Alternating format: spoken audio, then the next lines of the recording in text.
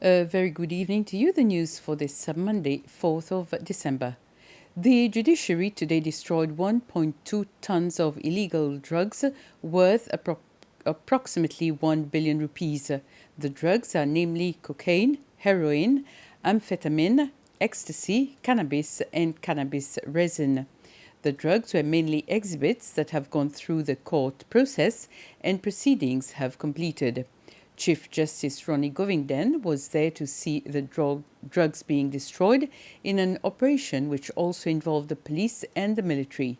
Justice Govinden said the judiciary remains committed in the fight against drugs and described the large amount of drugs destroyed as a success for law enforcement authorities and the country in general.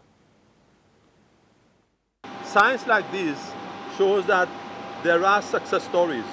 If they had not been destroyed, all these things would have been on the streets of Seychelles, and the impact, the negative impact on our youth, on our communities, would have been very disastrous. The judiciary remains committed. We are there to make sure that the due process is followed.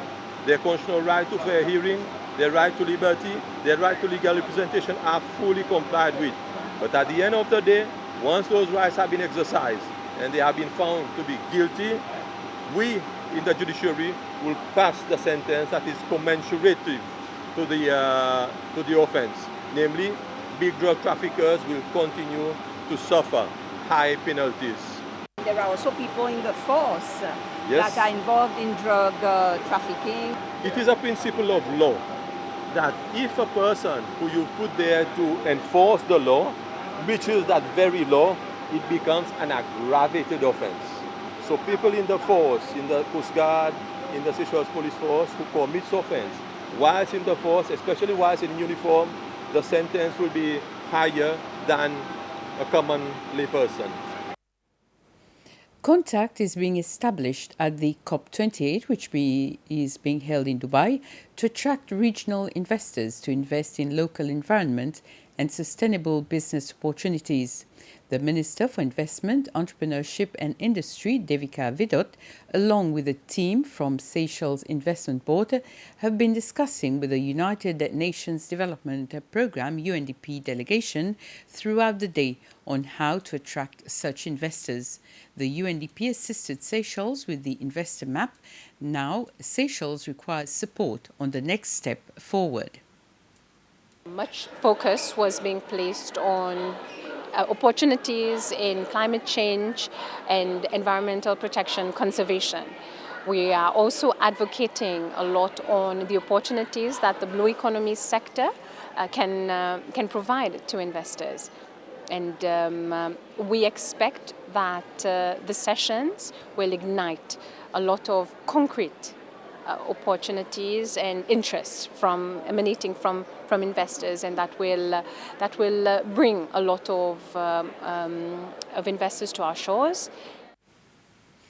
The National Assembly has today approved the 10.6 billion rupee budget for 2024. The budget should have been approved last week, but it was postponed as the leader of government business, Bernard Georges, was absent during Thursday's sitting. During the vote today, 19 MNAs voted for the budget. There was no vote against, but 6 members abstained. Meanwhile, the National Assembly later approved a motion to suspend the Assembly's normal proceedings to approve spending of over 1,821,000 rupees, which was overlooked in the 2022 budget. And the Minister for Finance, Nadi Hassan, has thanked the National Assembly for approving the 2024 budget. Minister Hassan noted that the bill lays a foundation for success.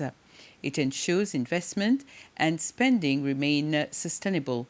That, Minister Hassan says, will result in a decrease in the country's debt to the GDP ratio.